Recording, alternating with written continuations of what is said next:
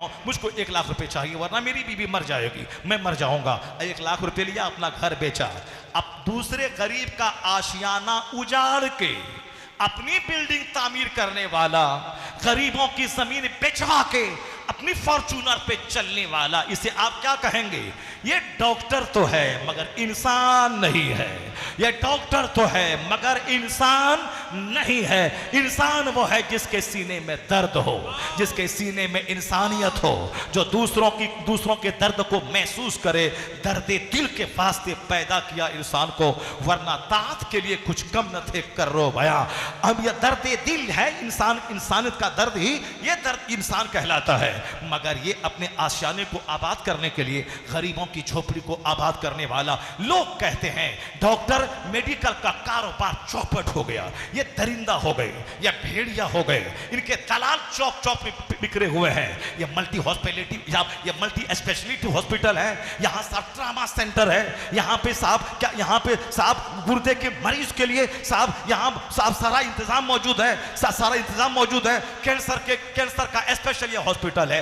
ये सारे के सारे बोर्ड लगाकर मरीजों को लूटने का सामान मेडिकल के नाम पे हो रहा है। लोग कहते हैं डॉक्टर है मगर दरिंदा है, वहशी है, वो इंजीनियर है मगर इंसान की लाशों पे खेलते हुए अपने महल को बनाने का सपना देखने वाला वह गुंडा है। मालूम है अब जब डॉक्टर के यहां रेप हो रहा है, डॉक्टर हॉस्पिटल में रेप हो रहा है, साहब गरीबों की प्रॉपर्टी बेचवाई जा रही है, अब भी आप बोलेंगे बच्चे को डॉक्टर बनाना है, इंजीनियर बनाना है, प्रोफेसर बनाना है, डीएम बनाना है, जबकि आपको मालूम है कि स्कूल का प्रिंसिपल वो साहब पोशाक के नाम पे क्या कर रहा है, बच्चों की खुराक के मिड डे मील के नाम पे क्या कर रहा है। ये सारे के सारे पढ़े लिखे लोग कर रहे हैं। अब सुनिए इस्लाम का नजरिया पढ़ने के बारे में। आका अलैहिस्सलाम ने क्या कहा था?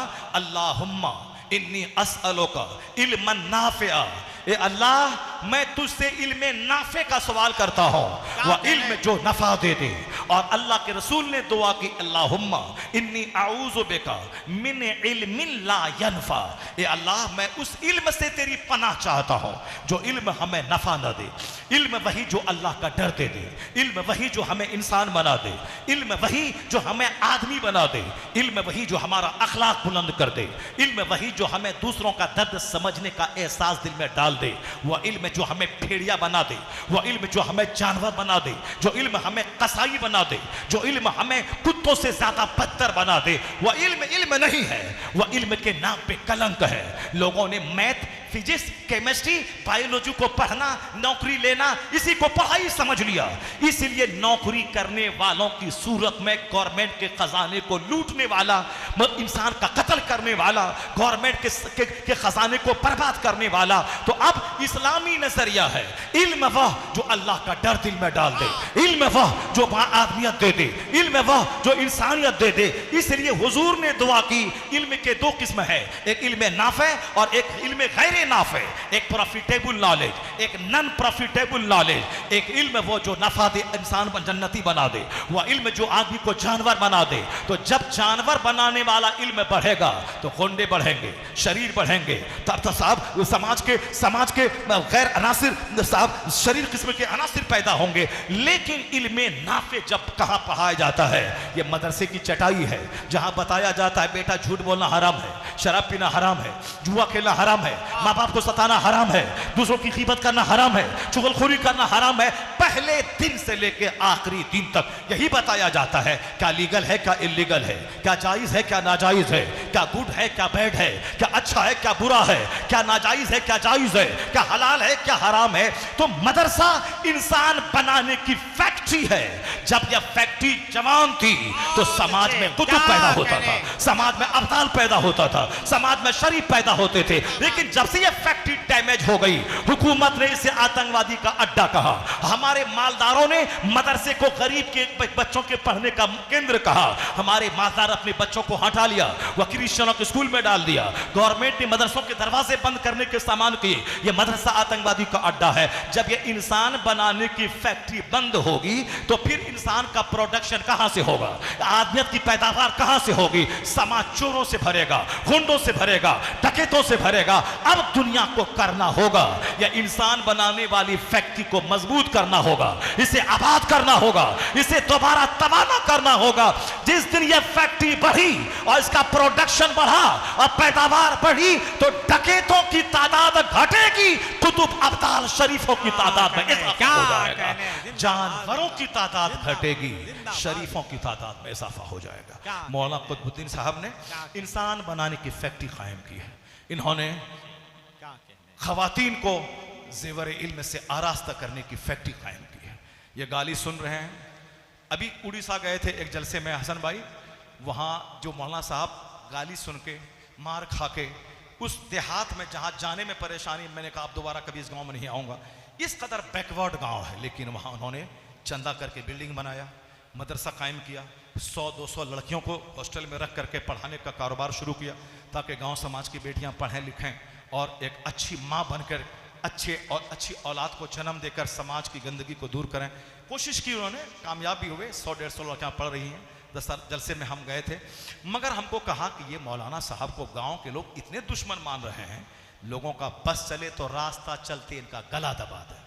लोगों का बस से लोग इंतजार में रहते हैं कि किस दिन ये जलील हो जाए, किस दिन इसका मदरसा बंद हो जाए, किस तक मेरा कलेजा ठंडा हो जाए और बस चले तो गर्दनियां डाल के गांव से बाहर कर दें। इस कदर इनके दुश्मन पड़ गए हैं गांव में।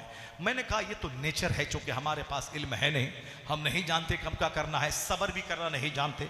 चलो इल्म उनके पास है, इज्जत उनकी हो रही है, मदरसा वो कायम किया है, उनका चर्चा हो रहा है, हमारे पास 100 बीघा जमीन है, हमारा नाम कोई नहीं ले रहा है, तो हमारी इज्जत घटती नजर आ रही है। ये मजदूर का बच्चा क्या पढ़ा लिखा, मदरसा कायम किया, हर तरफ इनका हाथ चुमा जा रहा है, तो ठीक है, तो क्या करेंगे आप? उसकी कीमत करेंगे, उसके मदरसे को उखाड़ के अपनी इज्जत तलाश करेंगे?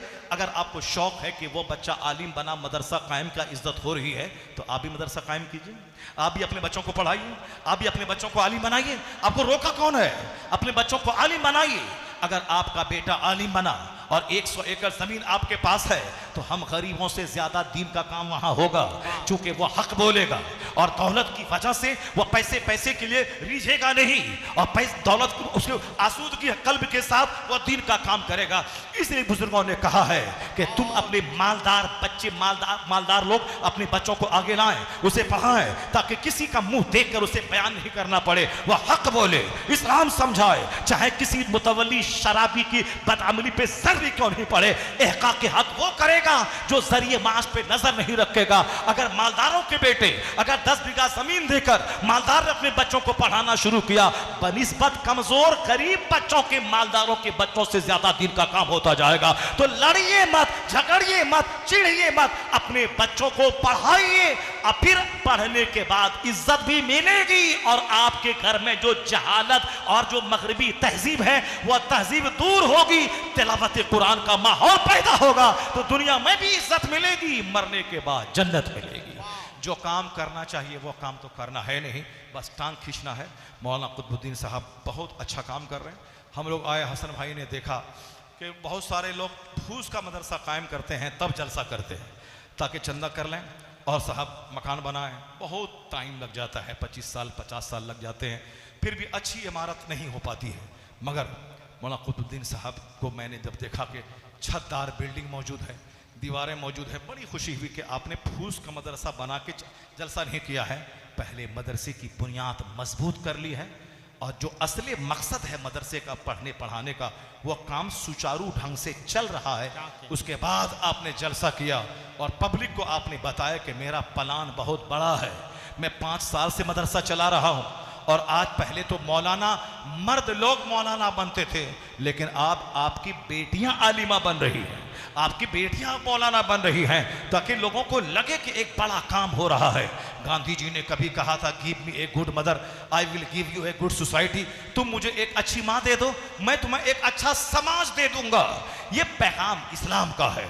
अच्छी माँ दे दे, इस गोद में मुजाहिद पलेंगे, इस गोद में बहादुर पलेंगे, इस गोद से वली कामिल पैदा होंगे। नहीं देखा आपने मदीने की एक खातून की शादी हुई, शादी के कुछ दिन के बाद शौहर उनका जिहाद के लिए सरहद पे चला गया। वह जवान औरत थी, 18 साल से लेकर 20 साल उसकी उम्र थी। उस साल में कितनी तमन्नाएं एक जवान औरत के दिल में होती हैं। जो शौहर का मुंह नहीं देखा है चलो ठीक है, लेकिन जो शौहर का मुंह देख चुकी हैं, जो शौहर के साथ चंद दिन गुजार चुकी हैं, उनका क्या हाल होगा शौहर की गैर मौजूदगी में। अगर हम आज अपने नौजवान के कहें कि जिहाद में चलना है तो नई नवेली दुल्हन कमर पकड़ लेगी, बोलेगी नहीं जाना ही था जिहाद में तो मुझको क्यों लाए थे, मुझसे शादी तुमने क्यों की थी। वो आज इस जमाने की खवातीन है जिसकी सारी नजर ज़ाहिरी सजावट पे, सिर पाउडर पे, मेकअप पे, जाफरान पे। अब पीले रंग ने इसको तबाह किया, दो पीले रंग ने, एक सोने का रंग और एक मेहंदी का रंग, इसको तबाह बर्बाद किया। लेकिन मदीने की वो खातून, जरा गौर से सुनिएगा, शादी के चंद दिन के बाद इस्लाम ने आवाज दी सरहद पे आओ इस्लाम बचाओ। वो जवान अपनी बीवी से इजाजत लेकर निकला और कुछ सोने के सिक्के अपनी बीवी को दे दिया कि इसको एहतियात से खर्च करना, और एक मेहमान तुम्हारी आगोश में है और उस मेहमान की हिफाजत करना, आने वाले मेहमान की तालीम और तरबियत पर अपनी जिंदगी का कीमती सरमाया निचोड़ देना, इज्जत की हिफाजत करना। ये कह के गए थोड़ी सी फुर्सत मिलेगी सरहद से फिर मैं वापस आ जाऊंगा। ये कह के गया मुजाहिद, वहां गया, जिहाद शुरू हुआ, एक जिहाद खत्म हुआ, दूसरे मोर्चे से आवाज, दूसरी सरहद से आवाज आई इस्लाम बचाओ। ये नौजवान वहां चला गया, चंद महीने वहां रहा, उसकी जरूरत महसूस हुई, पर अब घर जाना है, फिर आवाज आई इस्लाम बचाओ, दूसरी सरहद पे चले गए। इस तरह इस साल जाएं, अगले साल जाएं, अगले साल जाएं, अगले साल, अगले साल, अगले साल, करते करते 27 साल गुजर गए। 27 ईयर्स। मैं 1981 से घर से बाहर हूं, आज मेरी उम्र 54 साल की हो गई। अब मुझको समझने में दिक्कत नहीं लगी कि 27 साल कैसे उसके गुजर गए। जो इस तरह से घर से बाहर नहीं रहता है वो समझ सकता कि 27 साल घर से बाहर रहा। हाँ, मैं 11 साल की उम्र से घर से बाहर हूँ। ये कोई जाना जाना हुआ, 1 महीने के बाद घर गए, रात गए, सुबह निकल गए, ये कोई जाना जाना है। घर गए, 2 दिन रहा, फिर वापस चले गए, ये कोई जाना जाना है। वो असल जाना ये है कि जब मैं 2-4 महीने बच्चों के साथ रहूं, बीवी के साथ रहूं, घर में रहूं, घर के दरो दीवार में रहूं, तब ना वो मजा है। मगर बुजुर्गों ने कहा है कि जो अपने घर को जन्नत की शक्ल में देखना चाहता है वो वक्फे से बाहर जाए। अब जब वह बाहर से घर आएगा तो घर की दीवारें जन्नत का मजा देंगी। और आज भी मैंने एक मौलाना साहब को फोन करते हुए कहा, मैंने फोन किया, साहब बरेली शरीफ के मौलाना है। मैंने कहा कहाँ है? बोला मैं घर में हूँ, बच्चों के साथ खाना खा रहा हूँ। मैंने कहा माशाअल्लाह, आपको घर तो बिल्कुल जन्नत लग रहा होगा, जन्नत की तरह। क्यों? इसलिए कि बुजुर्गों ने कहा है कि वक्फे से घर जाओगे तो घर जन्नत का मजा देगा। लेकिन अगर घर में लगातार रहने लगोगे फिर क्या होगा कि बीवी की मुश्किलात से निकल नहीं पाओगे, फिर तो सर के सारे बाल निचोड़ के रख देगी और तुम्हें इतने ताने देगी कि शायद तुमको जहर खाना पड़े और घर से भागना पड़े। इसलिए बीवी अच्छी चीज है, जबरदस्त चीज है, उसके बगैर जीना मुश्किल है। मगर वक्फे से बाहर, घर से बाहर जाओ, कमाने के लिए जाओ, फिर जहां 2-4 महीने के बाद आओगे बीवी बशक्ले हूर नजर आएगी। और अगर हमेशा घर में रहे तो फिर मोहब्बत से दूर इतनी नजर आएगी कि तुम्हारा जीना उस घर में मुश्किल कर देगा। इसलिए जो वक्फे से घर से बाहर रहे, मेहनत करें, कमाए खाएं, फिर वापस घर आ जाए। मुजाहिद को हुक्म था कि 4 महीने तक घर से बाहर रहेंगे, 4 महीने के बाद कंपलसरीली वो घर वापस आ जाएंगे। लेकिन एक्सेप्शनल केस है कि जिनका बाहर रहना जरूरी है वो बाहर रहेंगे। बाहर रह 27 साल गुजर गए। अभी 2000 में मैं चेन्नई की मस्जिद में इमामत कर रहा था। मुझको आज तक मालूम है कि 12 बजे के बाद किस कदर पूरे शहर में पटाखों का शोर हुआ। यानी एक सदी खत्म हुई और दूसरी सदी का आगाज हुआ। ऐसा लगता है कल की बात है। 12 बजे मैं मस्जिद की दहलीज पर बैठा था, चारों तरफ आतिशबाजी, हंगामा, साहब वो पटाखे, क्योंकि 2000 स्टार्ट हो रहे हैं, वो अभी 2024 हो गए, लगता है कल की बात है। 27 साल वह मुजाहिद घर से बाहर रहा।